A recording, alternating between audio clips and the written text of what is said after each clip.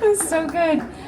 I helped start the pepper picking crew at Gamble Rogers State Park, so I was so excited when I saw you at rehearsal doing the pepper peeps. So let's give them another round of applause for his service to our natural ecosystems in St. Johns County.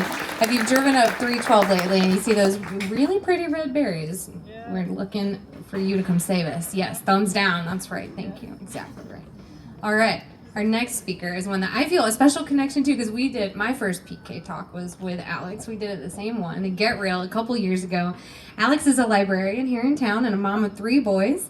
Alex is in 2 book clubs and can't sit still. She's an extrovert who is constantly overscheduling herself, even by being here tonight with us. Alex, thank you.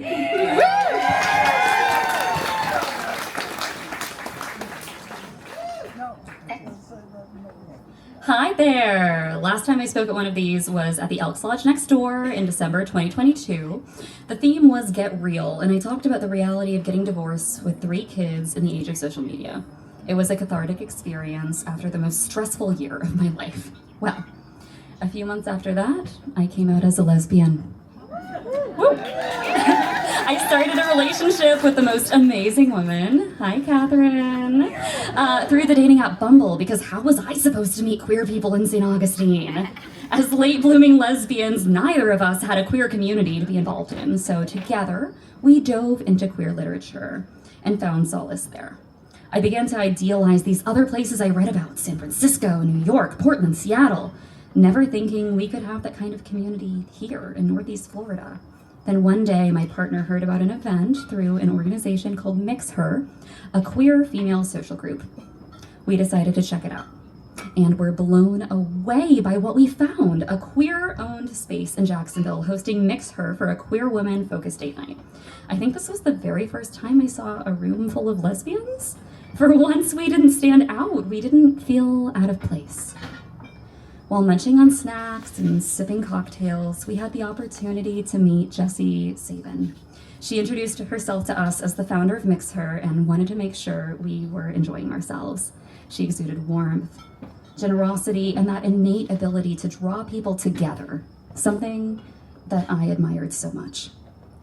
I ran into Sabin next at a book festival in historic St. Augustine, and that's when it hit me. I'm a librarian. Books! Come on, it's what we do. Why not start a book club with Mix Her?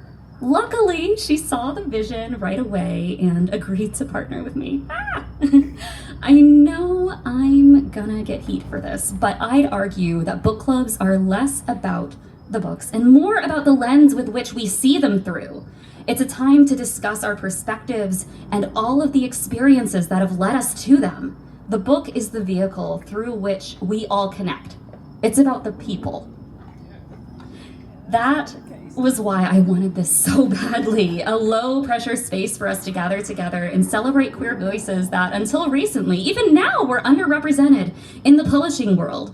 A place we could share our own stories if we were so moved and find others that understood. Our first meeting took place at a brewery in Jacksonville. Catherine and I told ourselves that it would be fine if nobody showed up. We could just have a drink together and still call it a good night. There was a small group of women in the back with books, but it was Britney Spears' recently released memoir, Wrong Book Club. I peeked out the back door and I couldn't believe my eyes. There were 14 people gathered together to discuss last night at the Telegraph Club. The book was perfect for us, a coming-of-age historical fiction novel set in San Francisco's Chinatown during the Red Scare. Main character Lily Hugh happens upon a paperback book about 2 women in love and then finds herself under the bright neon sign of a lesbian bar called the Telegraph Club. Over the last 2 years, we've read a mix of everything: contemporary fiction, romances, thrillers, memoirs, graphic novels, mysteries, poetry, essays, from a range of diverse voices. Some light and entertaining, some dark and heavy. The only rule is that the author and content must be queer. We've met at breweries, wine bars, coffee shops, kava bars, living rooms, backyards, all owned by queer folks or allies. Since November 2023, we've consistently gathered together to discuss 27 different titles. Our January 2025 meeting took place only a few days before the presidential inauguration. It was the biggest group yet, standing room only. There were so many first-timers that month, and I knew why. Community was about to be more important than ever. Some of you might be wondering why it's so important for queer folks to form community. My partner and I were already in a great neighborhood book club with a bunch of women, so why did we need another? Historically, queer people gathered privately due to discrimination and ostracism. At the 1969 Stonewall Inn uprising, gathering in public became an act of resistance. Discrimination and ostracism have not completely gone away. Gathering now is still resistance, and most importantly to me, provides needed visibility to others in the community. The latest author to visit our book club was Milo Todd, who wrote The Lilac People, a historical fiction novel following a trans man in Berlin just before and just after World War II. It's devastating and hopeful all at once, shedding light on queer history that is largely untold. I reached out to the author via email just to see if he'd agree to zoom in and talk with us for a little while. I never thought that we would get over an hour of in-depth discussion and nerding out in the best possible way with the writer of a Stonewall honor book. Woo!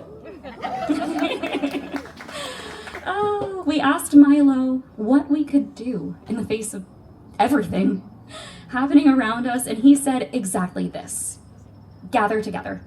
Get to know your community. Take care of each other. He reminded us that community is going to get us through this. This book club has given us all so much more than we could have ever expected. Hilarious group chats, new friendships, romantic relationships, my face on a t-shirt that I just saw tonight. Support for each other. A place where we understand what the others are going through and that we are not alone in our experiences. I want to leave you with a call to action. Find your community. If you can't find it, build it.